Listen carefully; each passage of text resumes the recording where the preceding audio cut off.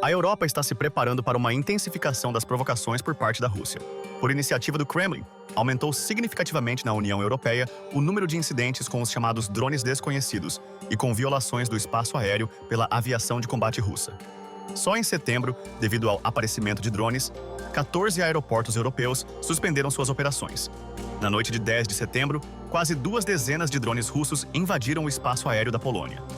Eles avançaram quase 300 quilômetros para o interior do país e, pela primeira vez, provocaram uma resposta de caças.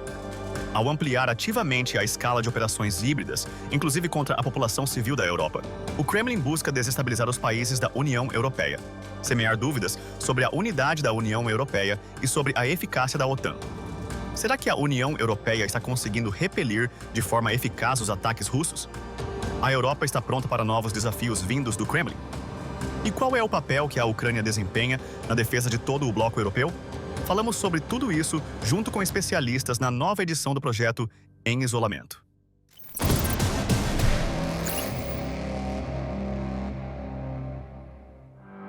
Em 22 de setembro, drones desconhecidos foram registrados nas proximidades do aeroporto de Copenhague. O tráfego aéreo foi interrompido por quase 4 horas. Centenas de voos foram cancelados. Nos dias seguintes, aeronaves não tripuladas também foram observadas em outros aeroportos do país, que igualmente foram obrigados a suspender suas operações. A primeira-ministra da Dinamarca, Mette Frederiksen, chamou o que estava acontecendo do ataque mais sério contra a infraestrutura crítica. No fim de setembro, problemas com voos também surgiram nos aeroportos de Amsterdã e Bucareste. A Noruega também ficou sob a mira dos drones. As aeronaves não tripuladas paralisaram temporariamente Oslo. E no início de outubro, o aeroporto de Munique foi fechado por quase 7 horas na Alemanha. O Kremlin, como de costume, nega seu envolvimento, mas as ameaças vindas dele aumentaram drasticamente, justamente em meio às provocações da Rússia no espaço aéreo dos países da União Europeia e da OTAN. Fico feliz em receber aqui, na nossa entrevista, Oleksiy Buryachenko, doutor em Ciências Políticas e presidente da Associação Internacional de Pequenas Cidades. Boa tarde. E agora muitos países, tanto no âmbito da União Europeia quanto da OTAN, também estão pensando em como reagir aos ataques russos. Podemos dizer, a partir dos resultados de diferentes encontros e cúpulas, que a Europa realmente está chegando à compreensão de que precisa criar um novo fronte contra a agressão russa?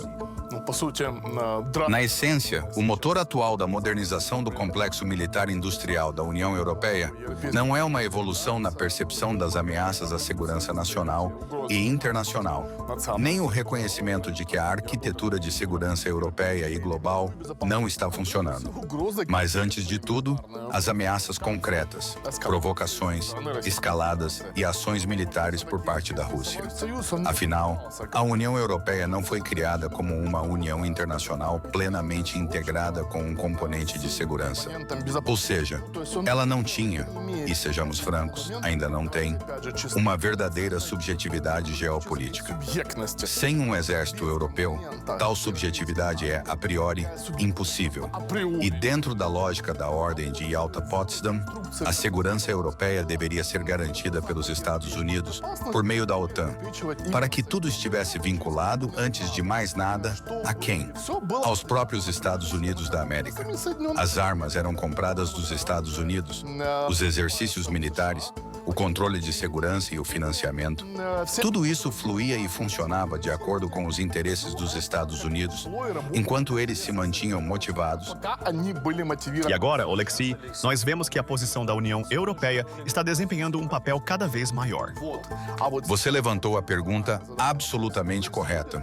Estamos assistindo, diante dos nossos olhos, à chamada europeização da OTAN. Mas, na verdade, o gatilho para isso foi justamente o ataque da Rússia contra a Ucrânia. Está conosco Serhiy Kuzan, chefe do Centro Ucraniano de Segurança e Cooperação.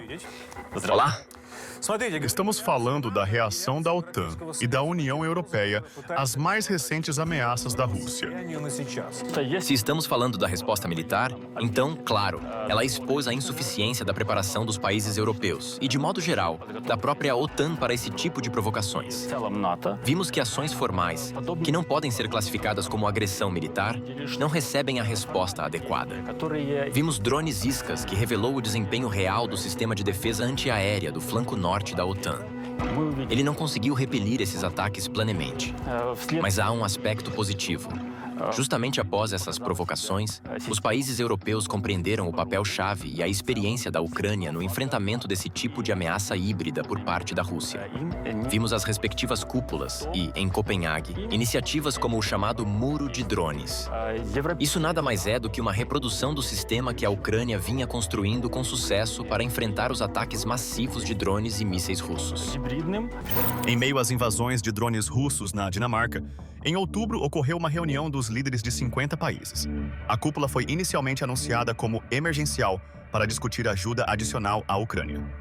No entanto, desta vez os líderes da União Europeia falaram sobre a necessidade de atrair tecnologias e experiência ucranianas para a área de defesa. Entre as iniciativas discutidas está a criação de um muro de drones, uma espécie de rede para detectar e interceptar drones inimigos. Assim, a cúpula em Copenhague pode ser avaliada como um ponto de virada para o sistema de segurança da União Europeia. Pela primeira vez em muitos anos, os líderes europeus discutiram a defesa do continente fora do âmbito da OTAN, como uma estratégia própria. Aqui, vejam bem, entram novamente em conflito os interesses dos Estados Unidos e da União Europeia e toda a estrutura existente entre eles. Trata-se, sim, de uma questão, digamos, de duas camadas. De um lado, a União Europeia está sem um componente militar próprio. De outro, existe o guarda-chuva de segurança da OTAN. Como garantir ambos? E, por exemplo, seria possível expandir a União Europeia criando um exército? E, ao mesmo tempo, o que fazer com a OTAN?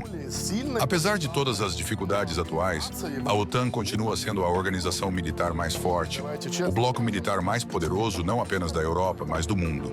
Sejamos honestos. E agora é preciso buscar alguma solução híbrida que permita, muito provavelmente com base na OTAN, europeizá-la. A propósito, o componente de coordenação já passou para os europeus, porque os Estados Unidos simplesmente abriram mão dele. Lembram? Então, o que fazer com a OTAN? Essa é a primeira pergunta. Conseguiremos garantir, do ponto de vista tecnológico, pelo menos o nível de segurança que a OTAN oferece hoje? E isso aumentaria a probabilidade de guerra e de um confronto direto com a Rússia? Por isso, essas questões se tornaram tão complexas. E é por isso que se seguem caminhos híbridos, memorandos, iniciativas conjuntas, entendendo que é necessário ajudar a Ucrânia, entendendo que é necessário, em essência, investir na própria segurança por meio do investimento na Ucrânia. Porque compreendem que enquanto a Ucrânia estiver forte, enquanto as forças armadas da Ucrânia conseguirem enfrentar o inimigo de forma eficaz, eles também terão uma chance. Depois da Conferência de Munique, ficou claro que Bruxelas não pode mais contar com o apoio automático de Washington. Em curto prazo, a Europa terá de construir seu próprio sistema de defesa e buscar novos formatos de interação com os aliados. A cúpula histórica da OTAN, em Haia, na essência, reconstruiu a política de segurança da aliança. A decisão de aumentar os gastos de defesa para 5% do PIB mudou a estratégia de muitos países membros e definiu um novo vetor para os próximos anos. O impulso para essas mudanças foi a posição do presidente dos Estados Unidos, Donald Trump, dentro da qual ele colocava em dúvida a disposição dos Estados Unidos de permanecerem como garantes da segurança europeia. Mas surge a questão principal. Qual papel agora desempenham os Estados Unidos na OTAN, quando a ameaça russa paira sobre o Báltico e o flanco leste da aliança? É preciso ter uma visão estratégica e conceitual de como a própria Europa enxerga sua segurança. Mas, por exemplo, o famoso artigo 5 da OTAN, sobre o qual tanto se fala e que está formulado tanto no Estatuto da Organização quanto em resoluções correlatas, ainda assim deixa lacunas. Além disso, no espaço público, eu não vi nenhum algoritmo claro que indique exatamente o que deve ser feito quando ocorre uma agressão real contra um dos membros da OTAN. Lembra daquela incursão de drones na Polônia? Foram 19 drones que decolaram de 3 países diferentes. Aviões da OTAN entraram em ação e derrubaram 4. Isso, na minha opinião, é um indicador muito eloquente do nível de prontidão dos países da OTAN. Ameaças tão simples por parte da Rússia que, na Ucrânia, são neutralizadas sem questionamentos. De fato, países muito diferentes reagiram de formas diferentes. E você está absolutamente certo. Mas, por exemplo, a Europa do Sul e a Europa Ocidental Ocidental responderam dizendo que não sentiam tal ameaça. Os Estados Unidos, num primeiro momento, permaneceram timidamente calados. Trump disse que sim, era preciso derrubar. Depois, Vance afirmou que era preciso verificar. Marco Rubio também se manifestou. É necessário entender que tipo de perigo uma incursão desse tipo realmente representa. Agora já existe uma compreensão de como os países europeus vão agir em relação às mudanças na legislação e ao ponto a que a União Europeia está chegando. Novamente, a União Europeia e a OTAN não são instituições interintegradas. E se no nível da União Europeia existe aquela decisão, pelo menos do Parlamento Europeu, que diz claramente que é preciso derrubar quando o espaço aéreo é violado, no nível da OTAN, as discussões continuam. Do Mar Báltico ao Mar Negro, os Estados Unidos mantêm na OTAN 8 grupos de combate, apoiados por forças nacionais na Polônia, Romênia, Bulgária e nos países bálticos. Os Estados Unidos disponibilizam cerca de 40 mil militares, unidades blindadas e aviação, formando a base das forças de reação rápida e do comando estratégico. A perda dessa presença pode se tornar um golpe sério para toda a defesa da região. Em outubro, durante o encontro dos ministros da defesa da OTAN em Bruxelas, os estados do Norte e do Báltico assinaram um memorando de cooperação na operação de apoio à Ucrânia. O novo grupo recebeu o nome de Legio. Isso não é apenas um documento, é um símbolo de uma nova era. Os exércitos europeus estão aprendendo a agir em conjunto, sem olhar para Washington. Ao mesmo tempo, a Ucrânia está deixando de ser apenas um objeto de ajuda e se tornando um parceiro ao redor do qual está sendo formada uma nova arquitetura de segurança. Entre o Mar Báltico e o Mar Negro, está se formando um novo eixo de segurança, que busca se tornar mais autônomo para não depender da burocracia e, acima de tudo, da OTAN, mas ainda assim aproveitar os recursos da União Europeia. Com o tempo, os europeus já consideram de forma muito concreta que a Europa pode utilizar o componente de um grande, eficiente e poderoso exército como base para a sua futura força militar. Por enquanto, nós, Yuri, ainda não sabemos se isso resultará na criação de um exército do tipo da União Europeia ou se a OTAN será cada vez mais europeizada, a fim de formar um exército autônomo baseado nas forças armadas da Ucrânia, com um complexo militar industrial comum, foco na Europa e ampla integração da Ucrânia, que já está acontecendo. Mas os primeiros sinais já estão aparecendo. Oleksiy, como os mecanismos atuais de ajuda à Ucrânia se encaixam na situação? O mesmo modelo Pearl, no âmbito do qual o financiamento das compras de armamentos é realizado com o dinheiro dos nossos parceiros europeus. O armamento é comprado nos Estados Unidos da América e fornecido à Ucrânia. Mas esse é apenas um dos mecanismos. Vale mencionar também o caso com a Rheinmetall e a República Federal da Alemanha. Estão sendo buscadas opções que não sobrecarreguem nenhum lado, especificamente os Estados Unidos, que já não querem se sobrecarregar. E isso não diz respeito à ajuda à Ucrânia de modo geral. Eles são céticos, especialmente durante o governo Trump, em relação à sua participação na segurança europeia. Podemos perceber isso nas declarações críticas de Trump. Lembram que, ainda antes da última cúpula da OTAN, ele dizia que, se vocês não pagarem, nós não vamos protegê-los nem cumprir nossas obrigações. Oleksiy, vemos que até nisso a posição dos Estados Unidos mudou. Agora se fala em 2 caminhos eficazes para conter a agressão russa. Primeiro, uma OTAN letal e capaz de operar sob liderança europeia, sem participação dos Estados Unidos. Segundo, um exército ucraniano forte e confiável, capaz de se defender e manter a contenção russa nas fronteiras da aliança. A isso tudo, na essência, se refere à europeização da OTAN. Pearl é uma iniciativa conjunta dos Estados Unidos, dos países da OTAN e de seus parceiros. Ela foi criada para acelerar o fornecimento de armamentos à Ucrânia por meio do financiamento de compras nos Estados Unidos. Esse mecanismo permite coordenar as contribuições dos aliados e acelerar a entrega do equipamento necessário. Agora, a iniciativa Pearl já é apoiada por 17 países da aliança. Serhiy, está correto que, na essência, separando a questão da integração euroatlântica da Ucrânia, e eu me refiro exatamente ao futuro, possível e promissor ingresso da Ucrânia na OTAN. De uma forma ou de outra, a Ucrânia já está se integrando a determinadas estruturas e, no geral, ao conceito de segurança europeia comum. Eu diria o seguinte: hoje, a Ucrânia é líder entre todos os países da OTAN como operadora de armamento da OTAN. Nós entendemos que o complexo industrial militar da França é muito mais forte, que eles têm marinha e armas nucleares. Mas isso é aplicável nas condições atuais, quando, em vez de armamentos poderosos, grandes e caros, são usados armamentos baratos, porém massivos, e também pessoas. Sim, essa é a tática que os russos empregam. Ela não é nova, é uma tática de terror. Nós vimos tudo isso no Oriente Médio, quando a pessoa é usada como material descartável. A Rússia simplesmente pegou tudo isso e ampliou a escala de um Estado. Ou seja, aquilo que organizações terroristas faziam ao longo dos anos 80, hoje é feito pelo exército russo e, em essência, pelo sistema político russo. Portanto, é importante entender a lógica da guerra.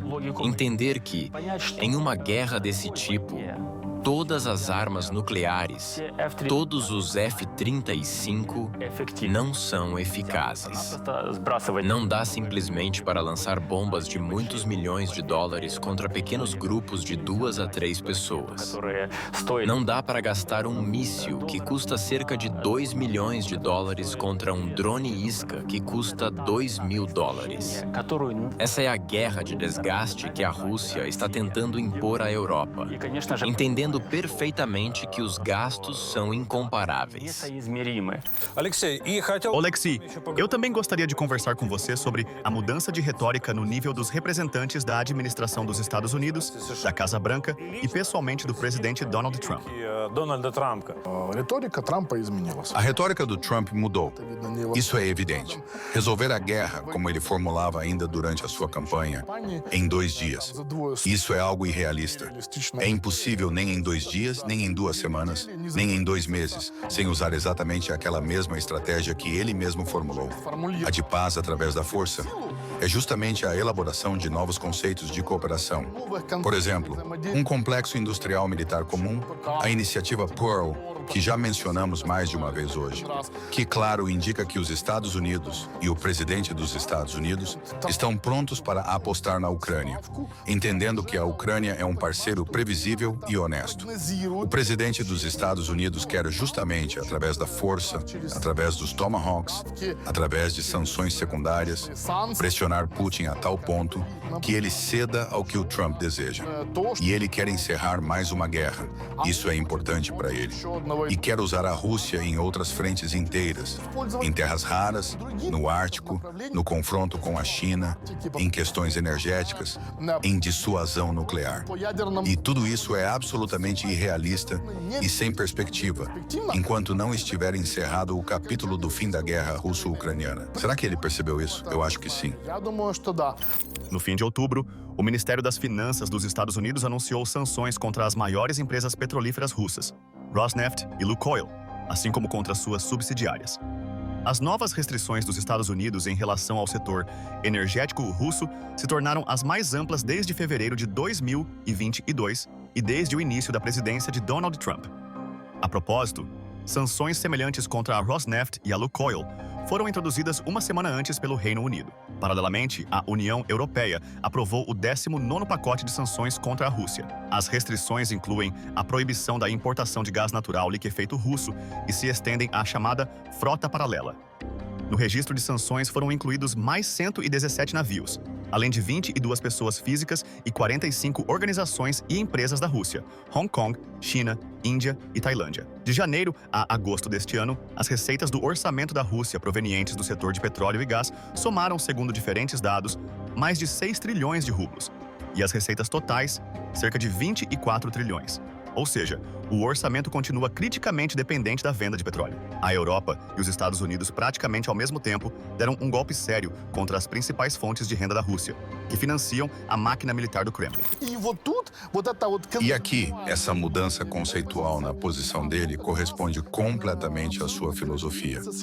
Lembram que ele diz: eu faço amizade com os fortes, eu aposto apenas nos fortes. E então o Trump entendeu que o exército da Ucrânia é realmente realmente algo no qual se pode apostar. A Ucrânia e o presidente ucraniano são realmente algo no qual se pode apostar. Vou dizer talvez algo controverso aqui no nosso programa, mas tive a impressão de que ele está até disposto a apostar mais na Ucrânia do que, por exemplo, na própria Europa. Porque como bilionário, como financista, ele simplesmente poderia calcular que, para alcançar seus objetivos políticos, é muito mais rápido e eficaz apostar justamente no forte. E se compararmos a Europa, sobre a qual falamos bastante hoje, e a Ucrânia tem uma grande vantagem competitiva. Um exército operacional de 800 mil pessoas, que a Europa não tem.